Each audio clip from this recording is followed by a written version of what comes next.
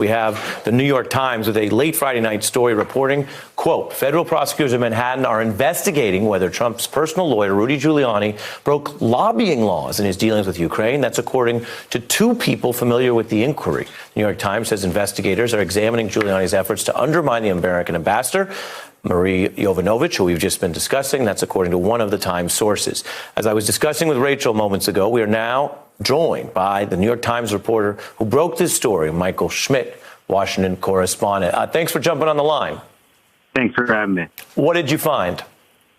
Well, basically, the same office that Giuliani led and helped make him rise to prominence in the 80s is now looking at his conduct in connection with Ukraine, whether he was properly lobbying and had properly registered to do that, and what was behind his efforts to oust the United States ambassador in Kiev. Was it simply because he was trying to root out corruption, or was he doing that on behalf of Ukrainians who wanted her out? What was it that was behind it?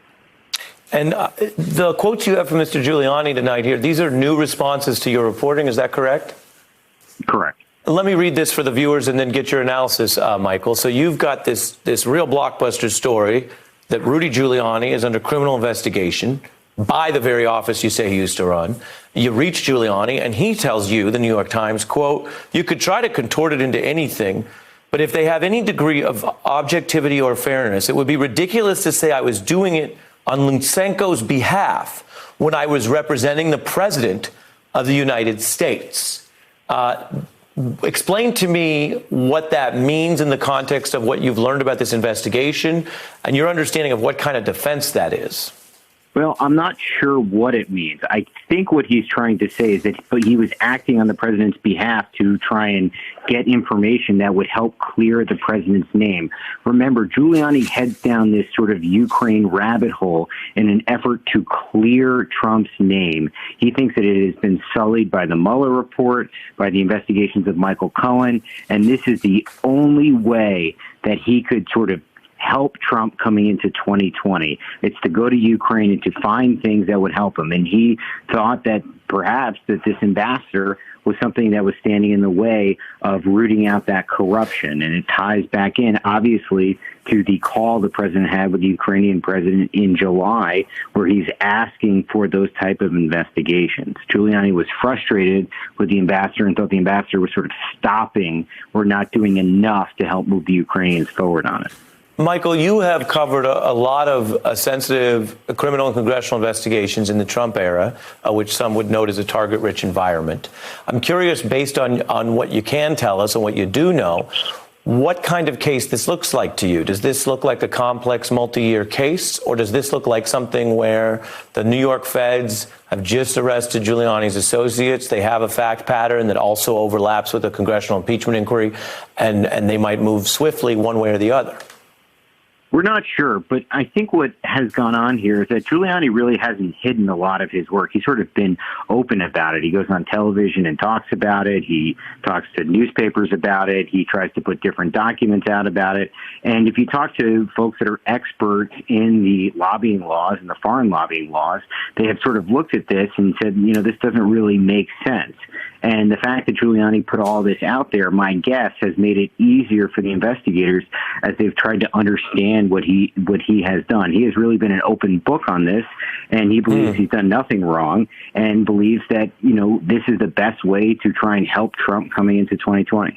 Yeah, Michael, I mean, if what you're saying is your reporting on the case suggests that Mr. Giuliani's public incriminating statements, at least according to the feds, and his statements on television have hurt him, then I guess this is a classic situation of like president, like client, two individuals who've certainly drawn attention with public admissions. I know it's a busy night for you, a busy Friday.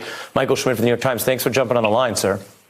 Thanks for having me. Appreciate it. Appreciate the reporting. And we're going to keep on going with context. Jonathan Alter, columnist for the Daily Beast and an MSNBC analyst right here for us.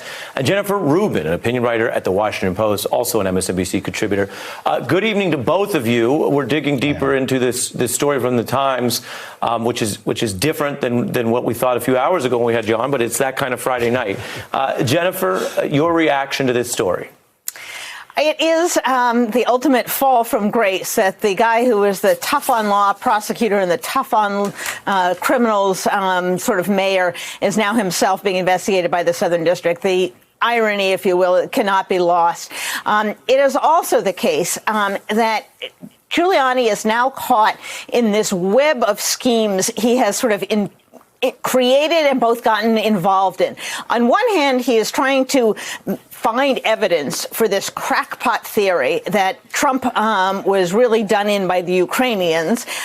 It was they who was investigating and looking to make trouble in 2016, not the Russians, for which there is no support whatsoever. Plus whatever he thinks that is out there about Hunter Biden. Again, nothing out there. But as he is doing this, he's also seems to be playing the game going the other direction with these two associates that were arrested.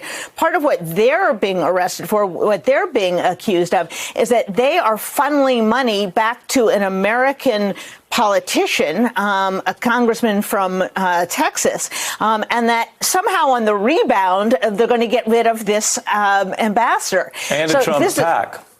Exactly. So this is getting to be an extremely complex web, but it doesn't really make any sense to say that Trump was directing him in all of his dealings. Trump only had one interest in one part of that. And I might add, if Michael Cohen's precedent is any indication, it's not clear that defense will hold. A presidential defense requires the president still staying on board with it. And there isn't that dual loyalty that we've seen much. And that brings me to whether Giuliani will continue to be out as a public and televised advocate for this president. Earlier today, the president famously saying he wasn't sure Rudy's his lawyer. I'll note the new Schmidt story that we just got from the Times has Giuliani asserting that he believes he is still his lawyer. They're not 100% agreement on that. But I did speak just earlier this week, Jennifer, to someone who is undoubtedly the president's lawyer. That's Jay Sekulow. And we went back and forth as these interviews do, but the time when he gave the most ground seemed to come in anything revolving around what Giuliani was up to, which was interesting and actually I think might be even more interesting tonight. Take a look. That was out of my jurisdiction. It wasn't anything I was engaged in. When did you learn that Rudy Giuliani was asking these foreign governments to investigate Joe Biden? You know, I learned when you did, because I was not involved. That was not in my jurisdiction. Was well, you don't know when I did. As you remember. So I'm asking you when you did. You don't know when I learned it. Well, I didn't know anything about it until all this got really public. I mean, I didn't know any of this Joe Biden, when it Ukraine. spilled into the public reporting. Yeah. Jennifer and then Jonathan. These people are really rotten at answering questions that they don't want to answer. They need to get rid of the pauses and the uhs and the blinking eyelashes. I think what they are doing here is the proverbial throwing Rudy under the bus. Pompeo has an interest in separating himself from Rudy. The president has a motive for separating himself from Rudy. Jay Sekulow has a motive for separating himself from Rudy. Bill Barr does. And if it's all of those people saying, hey, I don't know what he was doing out there, then the primary defense which he's throwing out, which is I was doing this all for the president, seems to kind of go away. And this sounds like he's being kicked to the curb. Jonathan? Well, Rudy is thrown under the bus by Donald Trump. Stop the presses. You know, this is the kind of behavior that we've expected from Donald Trump for a long time. But I think what's changed tonight, Ari, is the involvement of Jeffrey Berman. Now, this is a name a lot of Americans don't know. He is the U.S. Attorney for the Southern District of New York. He's the one who had these two sidekicks arrested yesterday and has launched an investigation of Rudy Giuliani. He was not stopped from doing that by his boss, Bill Barr, which suggests that Barr recognizes that he has some jeopardy, too. If he were to intervene to stop this investigation, he would have a problem. So Berman now has free rein. And what that means is that we now have a parallel investigation to the impeachment investigation. This whole matter is now the subject of a criminal investigation.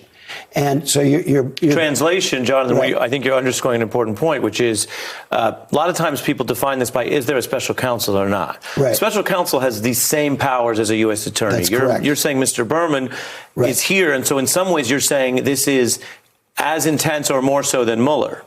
It is very similar to Mueller, except that he has a permanent staff of crack investigators This is the most prestigious U.S. attorney's office in the country, and it was icing on a cake for Democrats who had a very good day today because there were a lot of court decisions that were very harmful to President Trump. A lot here. We've been in breaking mode. We haven't had a single break in the hour since I got the toss from Rachel. I have to fit one in. I want to thank Jonathan and Jennifer so much for the expertise. Thanks for checking out our YouTube channel. Subscribe by clicking on the button below for more from The Last Word and the rest of MSNBC.